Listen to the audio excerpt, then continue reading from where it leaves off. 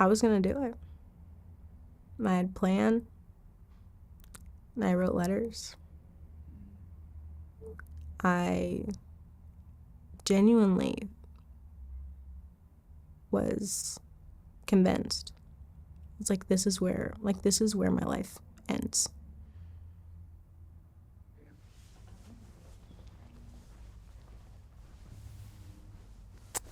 I'm Morgan Brown, and I used to struggle so much with my self-worth and my personal identity, almost to the point where I took my life. Well, Morgan, first off, thanks for being here. And my first question is, how did you hear about this? Yeah, I probably spend a little too much time on Instagram. And I was like kind of scrolling through, and then I saw like these testimonies popping up. I saw my friend Joy, and then I also was chatting with one of my friends who's shared her testimony as well. And I was like, man, testimonies are so powerful. And just to be able to hear God's story through his people, I just feel like it really speaks to the transformative power of who Jesus is. And I was like, yeah, I want to be a part of that, whatever that looks like. What does the word testimony mean to you? I just think it's being able to testify to the goodness and to the work of Jesus, like in our lives. So obviously you have a relationship with Jesus. Have you always had that relationship? When did that start? Yeah, I think I knew who Jesus was and believed in him from like a young age. I remember like praying the salvation prayer when I was 7 with my mom and my brother. And I grew up in a faith-based home where like faith genuinely was like our foundation completely. Like I'm so grateful. My parents were so faithful. But yeah, I remember like I knew the Lord and wanted to know him, but it was a lot of head knowledge and not necessarily like heart posture, which I think it's hard when you're, 7 and, growing up in the Word, but grew up in church, grew up going to a Christian school, which formed my knowledge, but I don't know how much it's like really formed me spiritually in terms of having that personal relationship with God. So that's definitely something that came later in my life, but I feel like I've known who God is and really have believed like in who Jesus is from a really young age. It's interesting that you've known Jesus your whole life, and yet you've experienced that depression and self-worth and all those issues. I thought Jesus was supposed to like solve all that. So how did that come about? Yeah, I think the head and heart thing is a lot of, I guess, my journey of wanting to fully be able to understand things that I don't necessarily like feel to be true.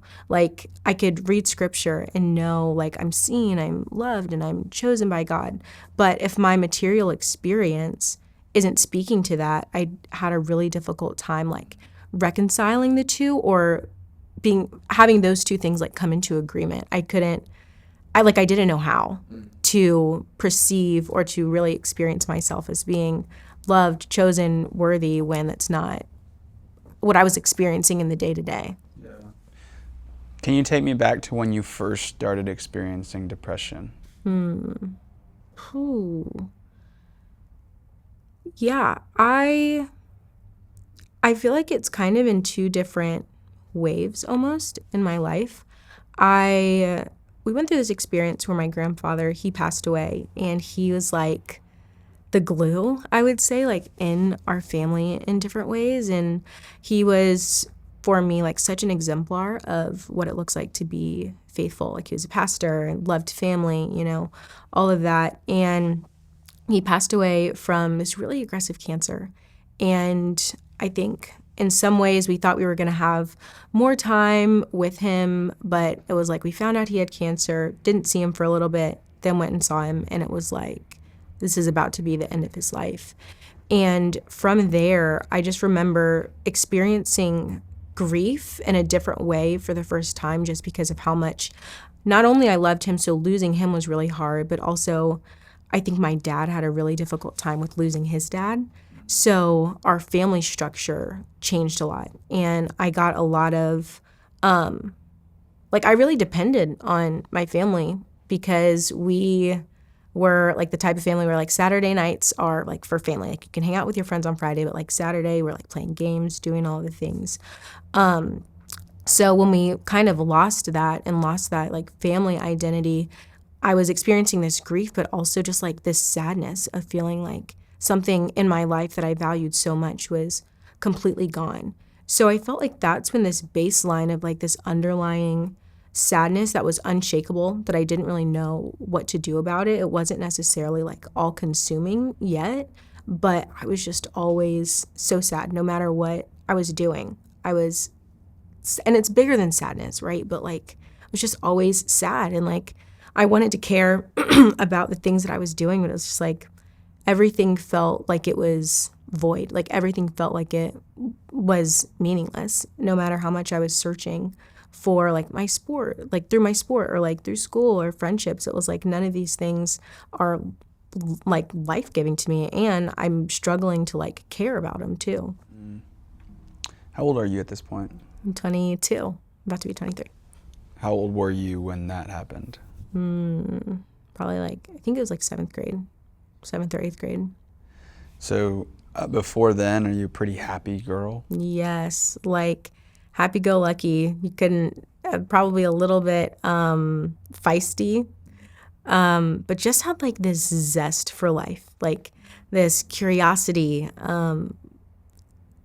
I don't know, like just full of wonder and like excitement of all that life like had to bring. But after that, it was kind of just like grayscale, I felt like. What do you mean by grayscale? Like it was like I felt like I could no longer see like the true beauty in anything that was around me. Like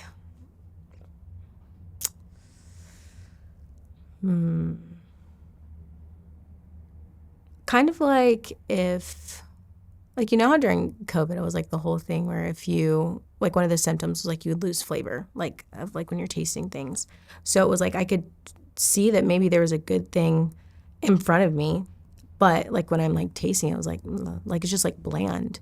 And I felt like that was my like experience of life. It was like I could go and have fun with my friends or go and have success in my sport or just any of the other extracurriculars I was doing, but it was just like bland, like it just didn't like matter. So what was your response? What would you do when you couldn't feel anything good? I, for a long time, I just like faked it.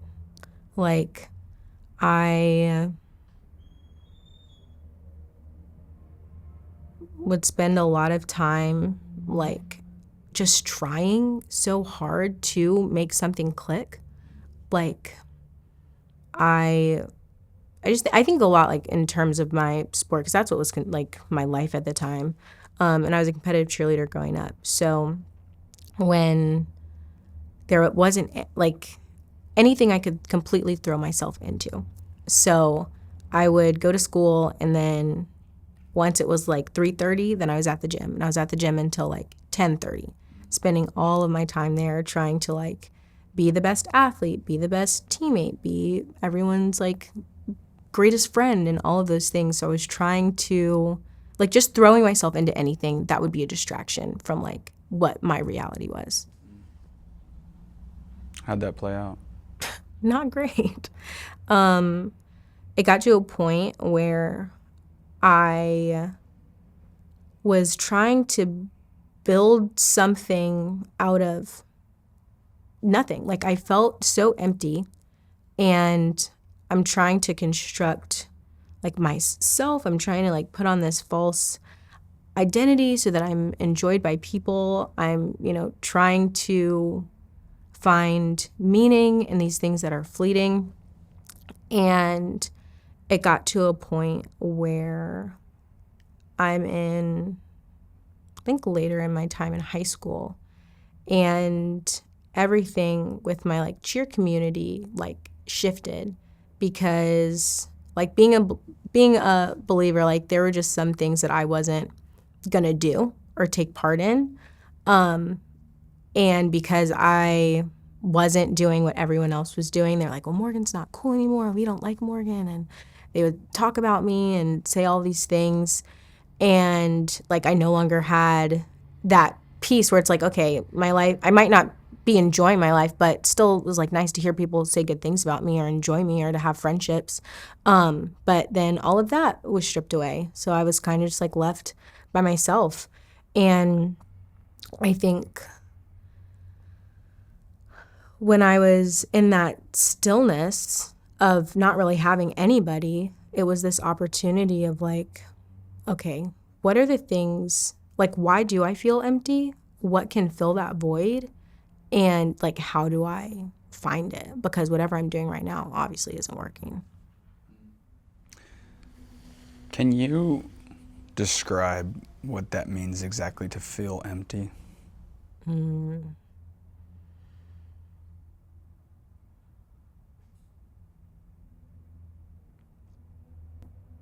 Like,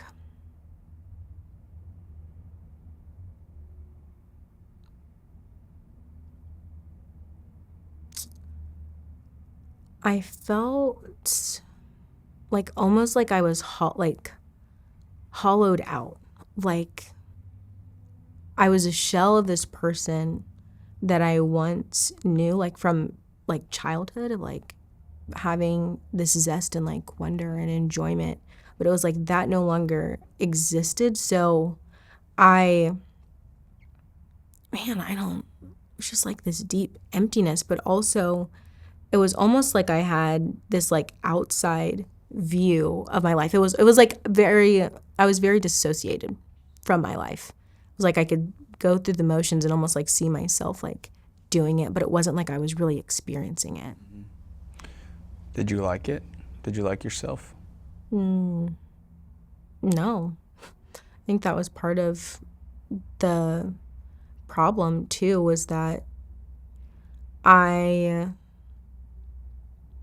think because I had a hard time deriving like meaning or enjoyment from what I was doing, I was like, okay, if I don't like what I'm doing, maybe if the people who I'm with like me and can give me validation, like maybe that will change something. So I began to try to mold myself to be what people wanted me to be, until it got to a point where I was like, okay, I do have like my own values and I'm not going to do that. And if that means you guys don't like me, then okay. But I was never, I was never being myself. So to have to put on like this front, to put on this mask because I'm scared of, being rejected by other people, I'm like, that is I think that's like the worst way to live. And I mean, I experienced that and it amounted to nothing because there's nothing that was genuine. And I don't think I think because I was in that space of kind of being dissociated from my own life, like I didn't know how to be genuine or authentic. But in that, like creating this facade, it's like that just left me wanting more and seeking more. Keep going. You started by saying that it got so bad to the point of almost taking your life. So it sounds like where you're at right now is you feel empty. Mm-hmm. You are trying to be something that you're not. It's not working. Mm-hmm. How do you get from there to now I'm so depressed that I almost want to take my life? Yeah, I think that I got really good at, I guess it kind of shifted because I got pretty good at, I guess, faking it. And I guess I kind of jumped the story because losing my community kind of happened like in amid that. But I felt like if I couldn't, even if I wasn't experiencing it as necessarily a good thing, to hear what people, a lot of my story just involves like what anybody else could tell me about who I was. Like that's what I wanted to hear because I couldn't decide who I was. I didn't know who I was, but if someone else that's outside is telling me that I'm good, then I'm like, okay, then I'm fine. So I felt like I kind of conquered that in my cheer community and all of that. So I was like, okay, let me go and try to be something in my school setting.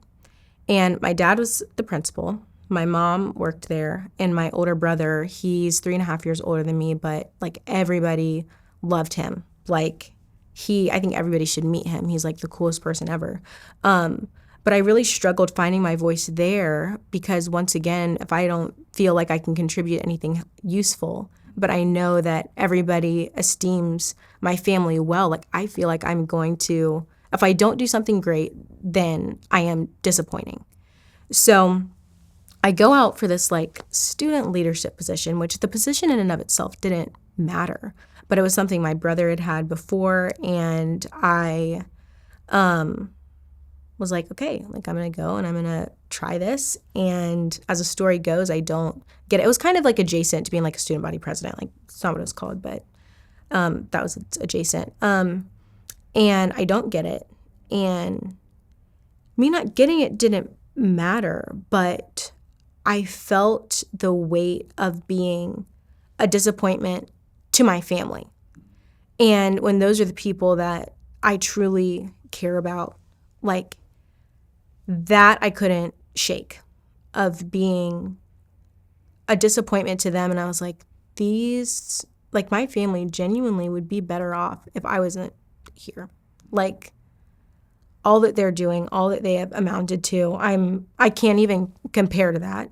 Now I've put myself out here and I've tried, and it, comes up void. Like I can't, like I've just confirmed in some way that like whatever I try to do, like I can't provide any value. All I can provide is disappointment. So in that, I think that's when I began to like spiral into, what am I doing here? Why am I here? What is my purpose? What can I add? Because I didn't think that I could.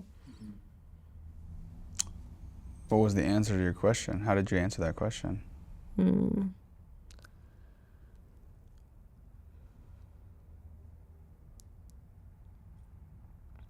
Well, through learning, like it's only Jesus that can fulfill that space. But I guess after that, like I was like, I have to seek something beyond myself, because whatever I'm doing here, it's not working. Like if I'm placing my identity in these different things, I'm always going to, like they're always going to come up void.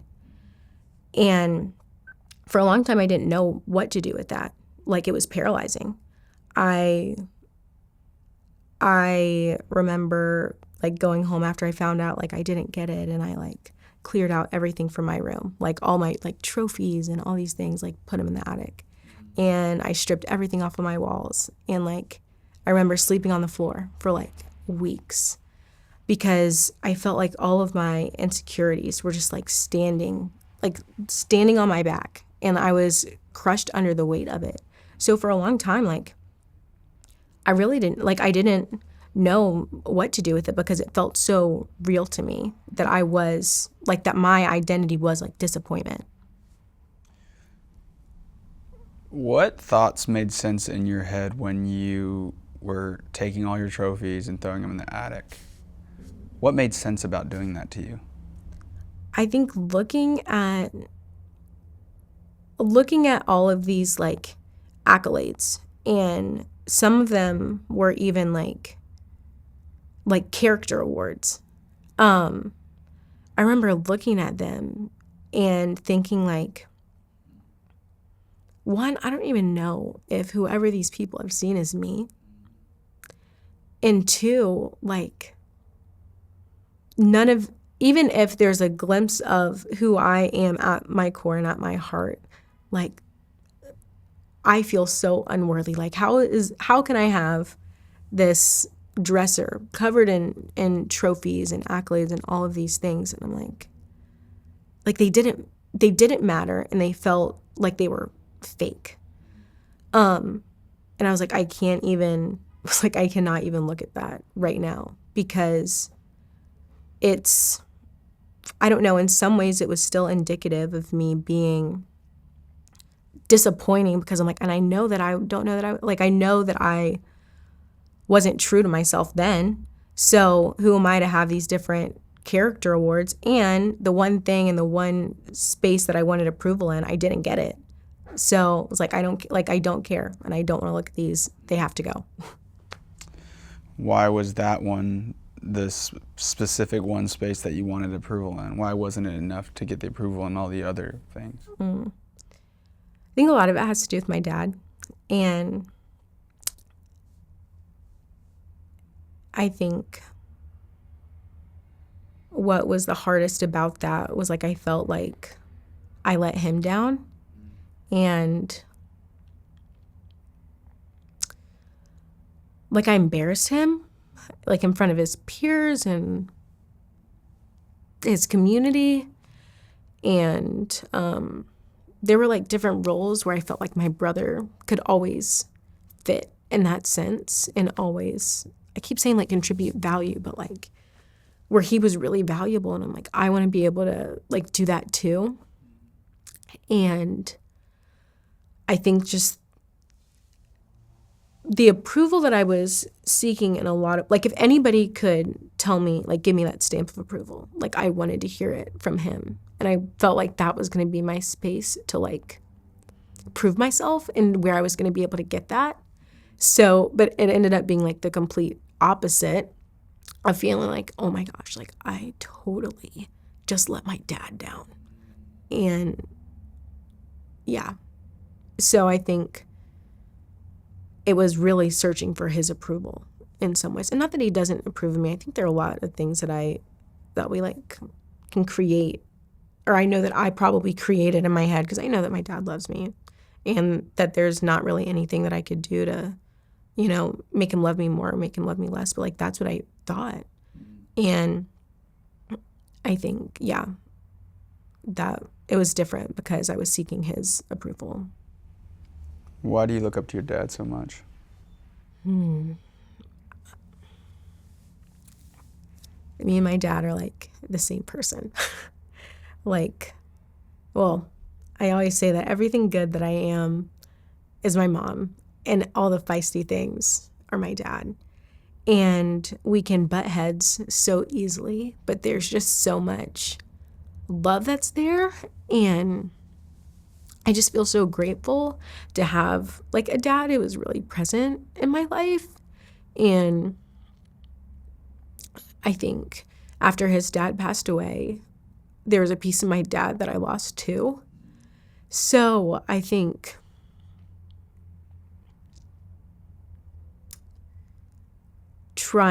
from that point and being in like 7th grade, it was like trying to gain the relationship that I felt like I had with my dad back to like its purest form, to where like I was a daddy's girl 100%. And remember like just being a kid and we would just enjoy each other. And yeah, like, and just his life is just amazing, and all that he's done for my family is amazing, and how he was able to provide really from nothing. Like he grew up so poor and was able to create like a beautiful life for us. And I just have so much gratitude for him.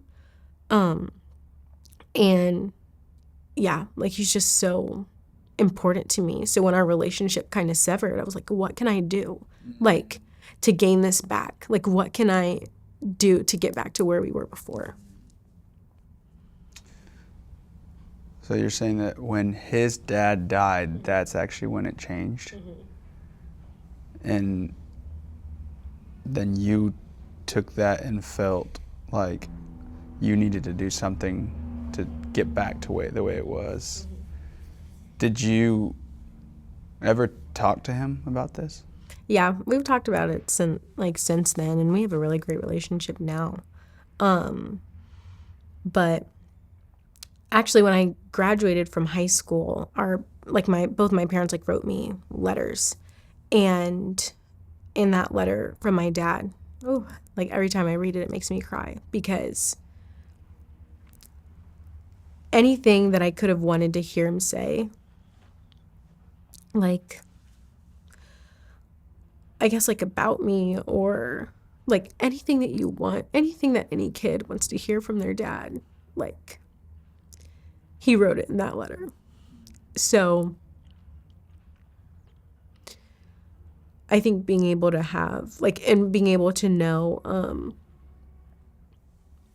that like, even though our relationship and even just like our family was really rocky for a while, like knowing that I have made him proud, I don't know, like that just really meant a lot. And to be able to have it like tangibly too. But I felt like there were all of these things, all of the years, like between like 7th and maybe like 12th grade, that like things that I would do, and then I felt like maybe he wouldn't, not that he wouldn't care, but just like didn't necessarily affirm it. I was like, man, okay, like I need to do more. I need to do more. I need to do more. Like will you see me? Like I need to do more. And I think everything that he wrote was almost like it was almost like this timeline, and I'm looking back and reading it and seeing all of these events where I felt like maybe he didn't like care or anything like that. It was like, no, he did, and he was proud of me. And also now, like as much as I've grown with God, like I know that my identity or worth, it doesn't come from whether or not he approves it, like my dad approves of me, which he does, but yeah. And I think also having that was formative even in my relationship with the Lord too.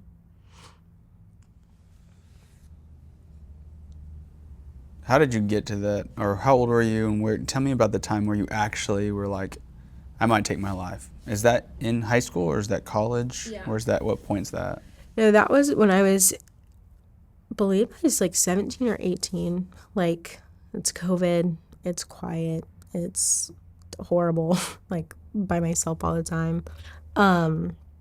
But it was kind of, all of these things are kind of like interconnected. So I don't get this position at school. Now I feel like I'm a disappointment. Now I'm, spiraling in my thoughts, but they were kind of like passive, like, oh my goodness, I feel all of these things, these negative things about myself, but I wasn't necessarily like gonna do anything about it. And I remember talking with one of my friends at the time, and I was like, man, like I just am feeling really low, like, and I don't know what to do. And she's like, let's pray.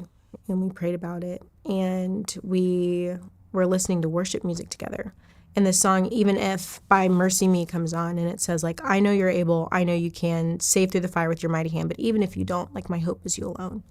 And I clung on to that truth. I'm like, okay, Lord, like I know that you are faithful and you can bring me out of this. And I thought I was gonna maybe feel really low, maybe for a couple of days. And it's like been like a week, 2 weeks, and then there's like a month where like it is getting really bad. I'm having still these passing thoughts of like what are you doing here? What is your life? Are you adding value? No. But they're still really passive. And I'm still like seeking the Lord during that. And I'm like, okay, Lord, I know that at any point, like you can intervene. And because I don't know why I'm feeling like this, like I still was like actively trying to do things to make me like feel better. Like I'm going outside. I'm like still trying to like be with, I guess my family, because it was during COVID. But then it's like these months, and it turns into, I get to probably like 5 months where I still am completely depressed.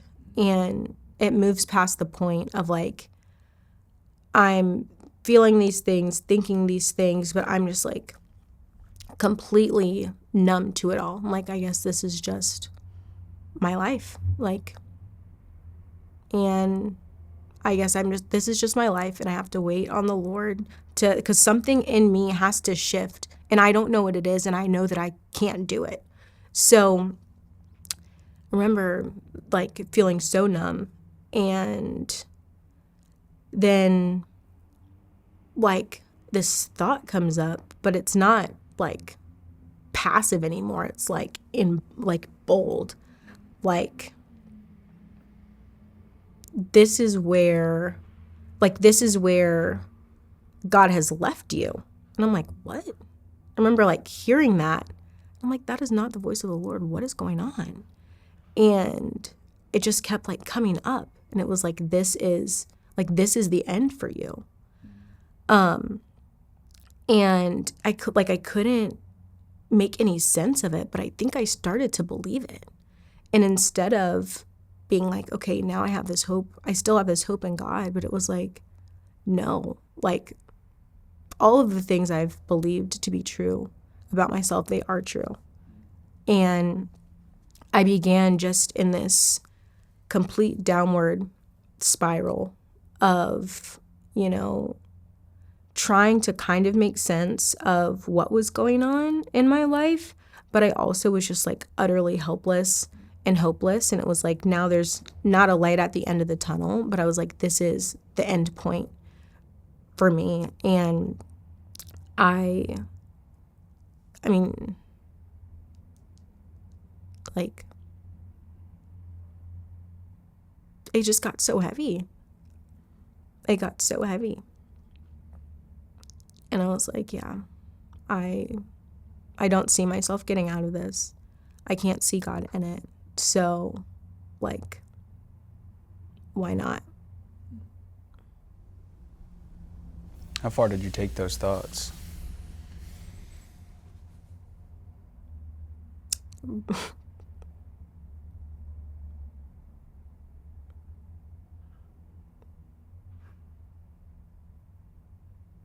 I was going to do it.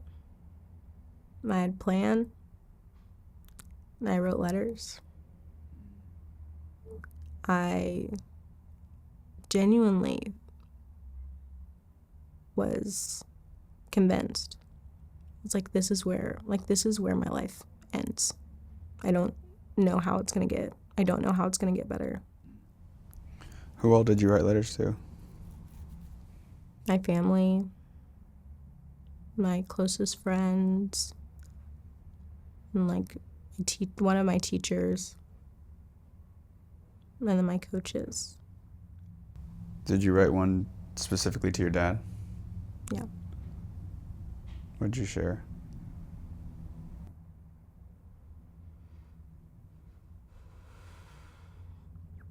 I was just saying that I was sorry.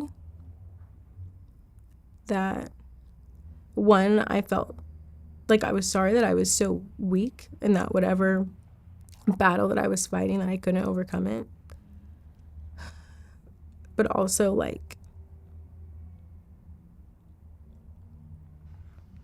I was just so sorry that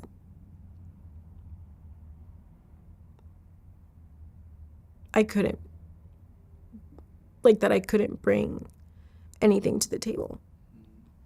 Like, I remember saying, like, you have done so much for us. And, like, you've done so much for me. And I feel like all I can do is fall short. And I was just, like, so sorry and, like, so heartbroken that I just felt like all I could do was show up with, like, empty hands. And not only, like, to him, but anywhere in my life. I just felt like all I could do was show up with empty hands. Like, I felt like I just didn't have anything to give. And then especially, like, with him, just like, you've done so much and I'm just so sorry. Like, I just felt so sorry for being disappointing. And, like, really that he deserved more from, like, a daughter. Yeah. Does he know this story? I mean, yeah, like, my parents were all in it, I guess. But maybe not my feelings to that extent. I don't know. Or did you ever give him that letter? Mm-mm. Whatever happened to it? I think once I, like, came out of that space of depression, I was able to, like, have full I guess, like, full confidence in the life ahead of me. So I remember, like, anything that was indicative of that season other than, like, my journals, like, threw them away. What do you think he would say if he read that letter?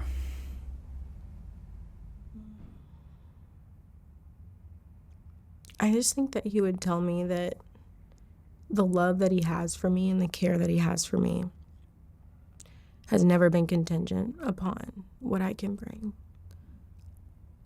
And I also think that he would tell me to stop seeking his approval because that's not the one that matters. He would say that. But I just think that he would tell me how much he loves getting to be my dad.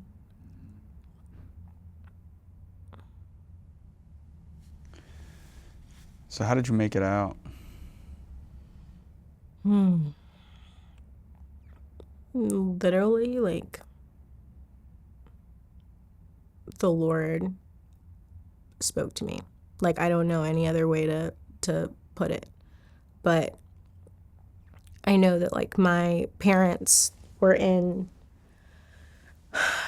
like, they're with their life group and in their community, and I know that they were praying for me, like, during that time, because it was like apparent that I was not doing well, but I know that they were praying for me, and I think that it was because of their intercession, like, that the Lord intervened the way that he did. But I remember getting to the point where I was like, I'm gonna take my life, like, I'm gonna do it. But I had this wave of peace and contentment because I knew that all of the darkness and, like, the torment that was going on was going to end. So I just had this peace in that, which is really sad. But I remember then sitting and talking to my mom. I'm like, don't even know how we were able to even have this conversation, but I remember telling her, like, it's too, like, this is too heavy, and I cannot, like, I can't carry this anymore, and I'm gonna, like, and I'm at the point where I'm gonna have to do something about it. And she was like, just let me help you, like, truly let me help you. And I remember we go to, like, this behavioral health, like, a mental health hospital intake situation, and I, like, go and I get evaluated, and we're, like, sitting in the waiting room, and I hadn't prayed probably in, like, months, and it's like, let me just try it and pray again. Like, does God see me right here? And if he does, I need him to show up. And I just remember this, like, whisper of the Lord saying, like, are you like Peter? Like, what in the world? Peter. And he said, like, why did you take your eyes off of me? Like, trust me in this. I have you, and I see you. And I remember so clearly, like, the Lord saying, like, if you don't want your life, give it to me. Give it to me, because I'm here, and I see you. And I remember in that moment, one, feeling like, God, where have you been all this time? But also, like, all of that time in between, it no longer mattered because the Lord showed up right exactly when I needed him and invited me into this new life with him that I never understood before, that I couldn't understand before, because I had never truly been confronted with the love of God. So when you were asking me before, like, you know, you grow up and you kind of know who Jesus is and he can give you this identity. But I'm saying, like, I couldn't reconcile my heart and my head because they'd never met, because I had never truly been confronted with the love of Christ that sees me, that chases after me. And in being met with that, I'm like, this is what that means. This is what it means to be seen, to be known, to be loved.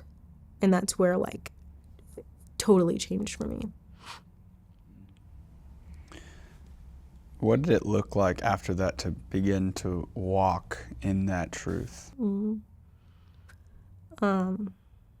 Man, like my entire life changed in ways that I didn't even know were possible. It's like I no longer had the burden of like not feeling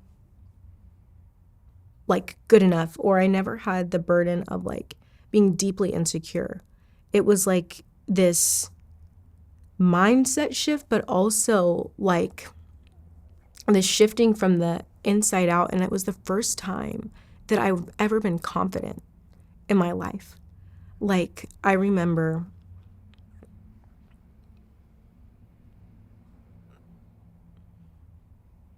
like my life just completely changed, and the way that I viewed myself completely changed, and it no longer really mattered about how I viewed myself, because I still am human. I still am gonna have days where I'm like, ugh, man, like I'm not that great. And the reality is I'm not that great, and I never have to be that great. Why?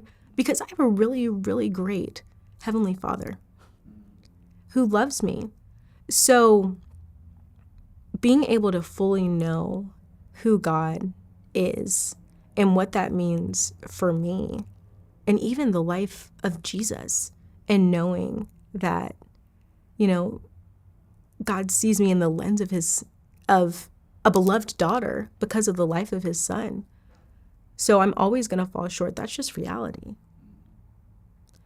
And there's nothing that I have to do other than rest in who God is and enjoy him and enjoy life with him. What do you think God thinks about you now? Man, I think I'd like to think that he's really proud.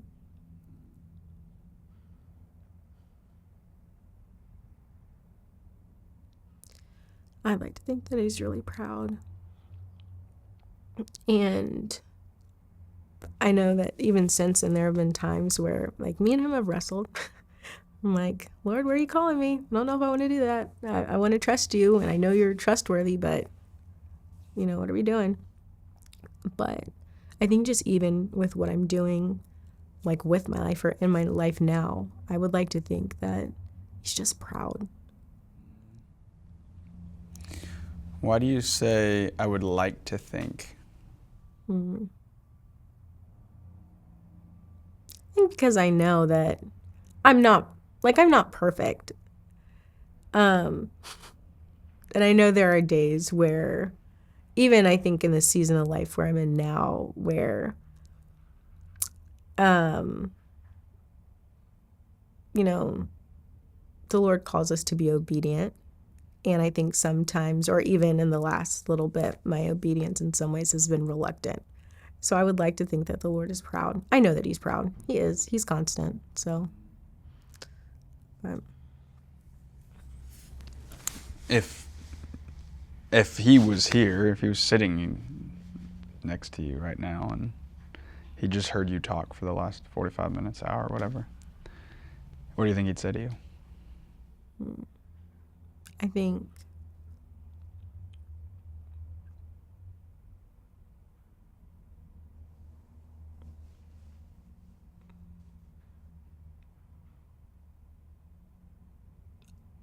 I don't know how he would put it, but in some regard of like, I think he would say, I'm so glad that you trusted me. I think he would say, I'm so glad that you trusted me, and encourage me to continue to trust him. Yeah, I think he would say, I'm really glad that you trusted me. What would be your encouragement to someone else, or even your younger self, when you're experiencing that amount of despair and you're like, there's no hope? What would you say?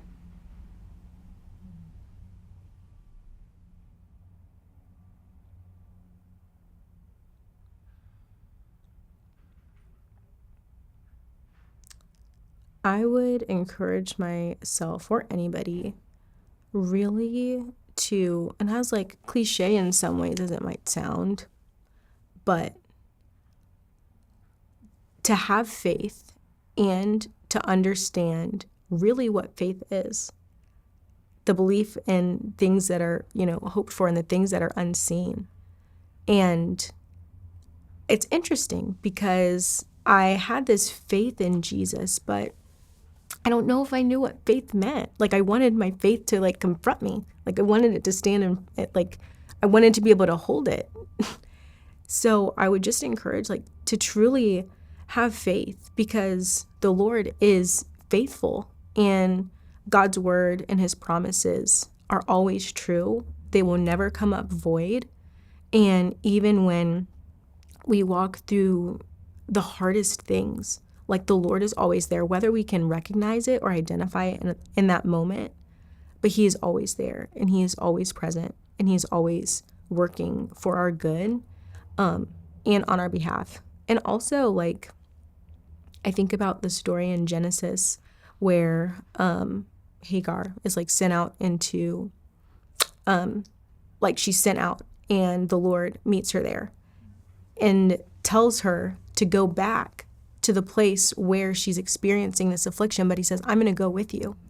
So also, like, just because the season is hard, like, and the Lord is there, it doesn't mean that it's always just going to be easy, but the battle is never ours to fight alone, and that he truly is there and he truly is always present, and the Lord is completely reliable.